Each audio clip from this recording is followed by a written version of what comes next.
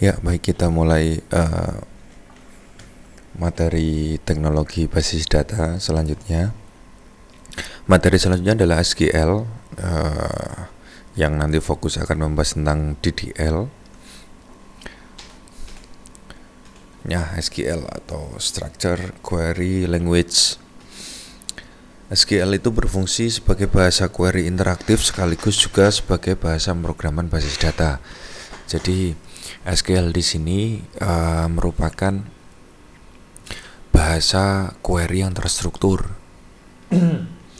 Jadi memang macam-macam SQL banyak, tapi dari beberapa relational database itu mengacu pada standar dari SQL.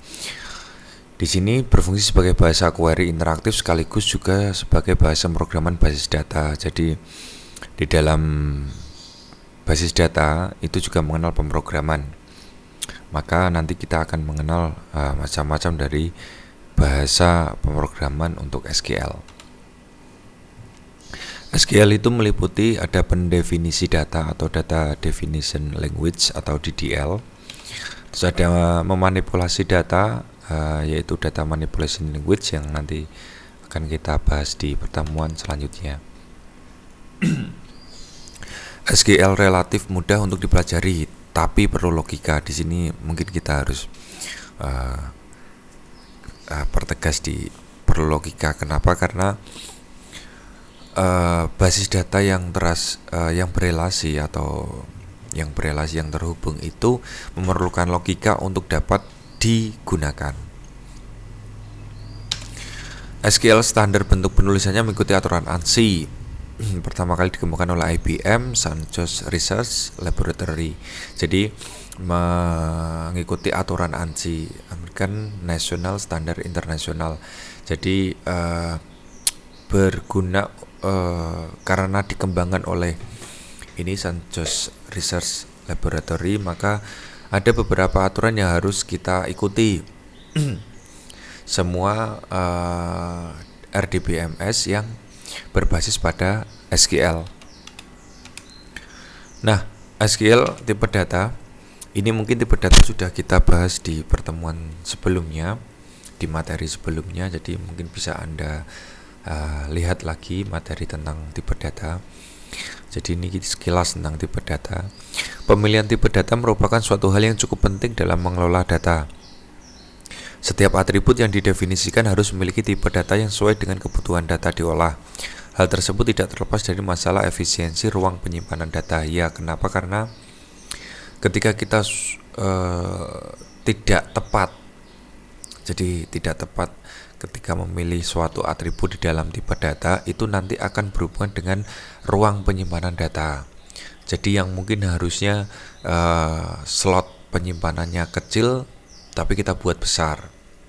Atau sebaliknya, yang nantinya kita proyeksikan untuk ruang penyimpan space yang besar, tetapi kita buat aturan tipe datanya lebih kecil, itu kan juga tidak tepat. Tiap bahasa pemrograman mempunyai kumpulan tipe data built-in sehingga memungkinkan mendeklarasikan variabel dan menyediakan kumpulan operasi untuk memanipulasi variabel tersebut. Jadi bahasa pemrograman di sini mempunyai kumpulan tipe data built-in yang tergabung sehingga memungkinkan mendeklarasikan variabel dan menyediakan kumpulan operasi untuk memanipulasi variabel tersebut. Itu yang konsep dari tipe data. Terus SQL tree di sini kalau kita gambarkan, jadi SQL itu mempunyai turunan definition, ada manipulation, ada control. Definition ini nanti dalam bentuk DDL yang akan kita bahas, meliputi create, drop, alter. Sedangkan manipulation di sini nanti di ML, mungkin nanti di pertemuan selanjutnya. Itu isinya ada select, ada insert, ada update, ada delete. Terus control atau DCL, data control language, itu ada grant, ada revoke. Yang untuk materi ini kita akan membahas tentang DDL atau Data Definition Language. Di sini DDL berkaitan dengan perintah-perintah untuk mendefinisikan tabel-tabel yang terdapat dalam suatu basis data. Jadi mendefinisikan tabel. Ketika kita nanti akan membuat sebuah tabel, itu didefinisikan di dalam DDL. DDL terdiri atas yang pertama ada create. Perintah create ini digunakan untuk membuat, termasuk diantaranya membuat database baru ataupun tabel baru. Jadi create ini termasuk dalam data definition language. Jadi membuat strukturnya dulu, struktur dari sebuah database atau sebuah tabel. Terus yang kedua ada alter. Perintah ini digunakan untuk mengubah struktur tabel yang telah dibuat, mencakup mengganti nama tabel, menambah kolom, mengubah kolom, menghapus kolom, maupun memberikan atribut pada kolom.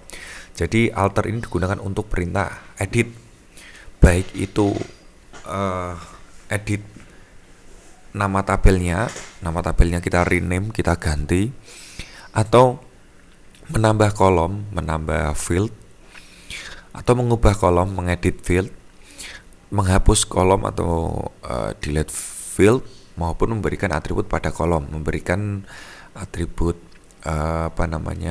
tipe dan lain sebagainya, length, value dan lain sebagainya. Terus yang ketiga ada drop. Perintah ini digunakan untuk menghapus database dan tabel. Ini 3 komponen ini termasuk di dalam DDL. Ada create untuk membuat database atau tabel, alter itu untuk mengubah, bisa mengubah nama tabel, mengubah kolom atau fieldnya, mengedit, menghapus, terus memberikan atribut, tipe data dan lain sebagainya. Terus drop ini berguna untuk menghapus database atau menghapus tabel secara keseluruhan ya. Terus sebelum masuk ke sana, implementasinya kira-kira seperti ini. Jadi untuk masuk ke dalam MySQL MySQL page atau halaman SQL, ini contohnya MySQL, kita menggunakan SAM.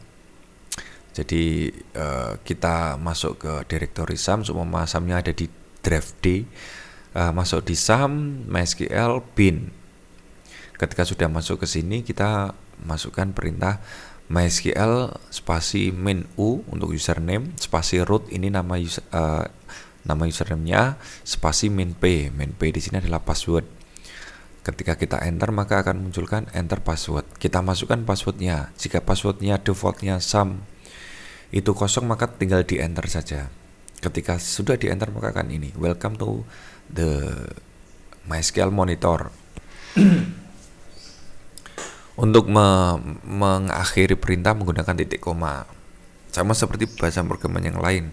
Untuk mengakhiri menggunakan titik koma, terus baru nanti akan masuk di sini. Nah, di sini kalau sudah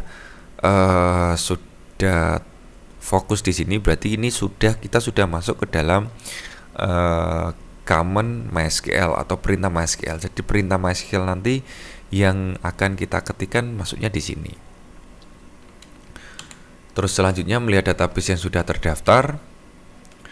Di sini show database di sini akan muncul database yang ada di dalam database server kita. Terus mau membuat database baru, di sini menggunakan perintah create database latihan titik koma. Maka akan muncul notifikasi query OK, one row affected. Jadi satu row sudah masuk. Untuk melihat perubahannya di sini show database, maka akan muncul latihan sudah masuk. Yang tadinya 6 sudah 7. Jadi kita sudah bisa membuat satu database baru menggunakan perintah SQL. Terus memilih suatu database yang ingin digunakan, itu menggunakan use latihan. Jadi ketika kita akan mengelola sebuah database, kita harus memilih dulu menggunakan perintah use. Ketika tidak menggunakan perintah use, berarti kita tidak akan menyorot database tertentu. Baru setelah ini kita akan masuk, baik itu DDL atau DML atau DCL tadi. Terus untuk melihat isi database latihan, jadi menggunakan show table. Di sini empty set. Jadi karena kita belum bikin apa-apa di dalam database latihan, berarti kosong. Terus perintah pertama adalah create untuk tabel ya. Perintah create berfungsi untuk membuat. Dalam SQL, perintah create ini dapat membuat tabel baru, indeks, prosedur, fungsi, view, dan lain-lain. Karena macam-macam dari database itu kan tidak hanya untuk tabel, jadi bisa membuat indeks, bisa membuat prosedur, bisa membuat fungsi, bisa membuat view, dan lain sebagainya, layaknya di pemrograman. Dalam pembahasan ini akan dibahas mengenai fungsi perintah create untuk membuat tabel. Adapun penulisan perintah create dituliskan sebagai berikut. Ini contohnya. Jadi create table, nama tabelnya apa? Ini tabel baru. Terus dalam kurung nama atribut yang pertama apa?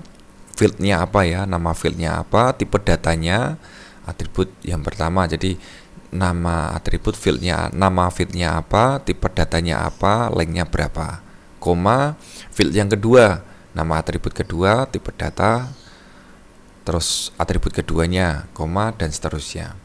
Terus yang terakhir di sini ada primary key, foreign key. Contohnya ini, kita membuat sebuah tabel baru namanya create table wali. Tabel namanya wali. Nama atributnya itu adalah ID wali, tipe datanya adalah ini integer, atribut yang pertama di sini not null, unique. Terus yang kedua adalah name, tipe datanya karakter atau char, value-nya 9, not null. Not null berarti tidak boleh kosong. Yang ketiga ada nama, tipe datanya varchar, lengthnya 24, not null. Terus fungsional varchar 15. Terus di dalam tabel wali di sini primary key-nya adalah ID wali. Jadi setelah membuat semua atribut atau field, maka kita akan menentukan primary key-nya apa. Primary key-nya di sini adalah ID wali titik koma. Maka tampilannya kira-kira seperti ini. Jadi create table wali dalam kurung ID wali dan seterusnya sampai dengan primary key. Primary key-nya adalah ID wali. Ketika kita show table, maka kalau tadi empty di sini sudah masuk wali. Jadi kita sudah punya satu tabel baru namanya adalah tabel wali. Terus yang kedua kita membuat tabel mahasiswa. Atributnya atau fieldnya adalah no MHS, tipenya karakter, lengthnya atau value-nya 9.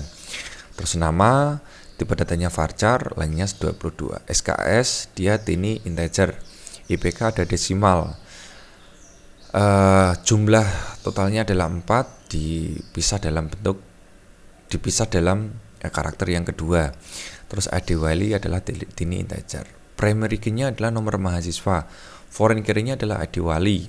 Kembali lagi, prinsip primary key dan foreign key itu ada di materi sebelumnya. Reference wali, mengacu mereferensikan ke tabel wali, yaitu adalah ID wali. On delete, restrict, on update, cascade, dan seterusnya. Nah, tampilannya seperti ini. Jadi create tabel dalam MySQL ya, mahasiswa dan seterusnya titik koma. Nanti kita akan melihat notifikasi atau notifikasi query OK, no row affected. Memastikan tabel sudah tercetak, maka show table. Kalau sebelumnya ada 1, di sini sudah ada 2. Tabel in latihan adalah tabel yang ada di dalam database latihan. Terus melihat isi struktur sebuah tabel, yaitu menggunakan show column from wali titik koma. Maka akan muncul fieldnya apa, tipenya apa, nullnya dia no atau yes, key-nya dia apa, di sini primary ID walinya defaultnya null, dan lain sebagainya. Sedangkan mahasiswa di sini fieldnya no mahasiswa, nama, SKS, IPK, dan ID wali. Di sini tipenya, terus nullnya, terus ada key-nya.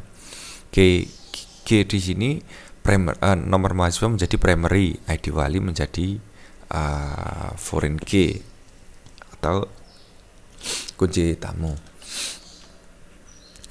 Itu untuk create ya. Jadi kita sudah bisa membuat tabel dengan perintah create. Yang kedua adalah alter. Perintah alter digunakan untuk merubah tabel. Dalam hal ini adalah merubah variabel yang digunakan dalam tabel, seperti merubah tipe data, merubah jumlah data, dan juga bisa untuk menambah kolom baru. Berikut perintahnya. Untuk alter tabel, dapat merubah nama tabel, menambah kolom baru, mengedit kolom, menghapus kolom, dan mengganti nama kolom. Contohnya ini. Jadi merename nama tabel, contohnya alter tabel, nama tabelnya apa, rename menjadi apa. Contohnya seperti ini. Alter tabel wali, rename dosen. Kita mengubah nama tabel wali menjadi dosen. Maka perubahannya ketika show table wali tadi dosen dan menjadi dosen. Tadinya wali menjadi dosen. Terus alter menambah kolom baru atau struktur tabel. Perintah SQL-nya adalah alter tabel spasi nama tabel add. Ini untuk menambah nama kolomnya apa, atributnya apa, fieldnya apa, terus tipe data. Contohnya di sini. Alter tabel dosen, karena sudah menjadi dosen kita sudah rubah ya, sudah tidak ada tabel wali. Add alamat, tipe datanya varchar, value-nya atau length-nya adalah 30.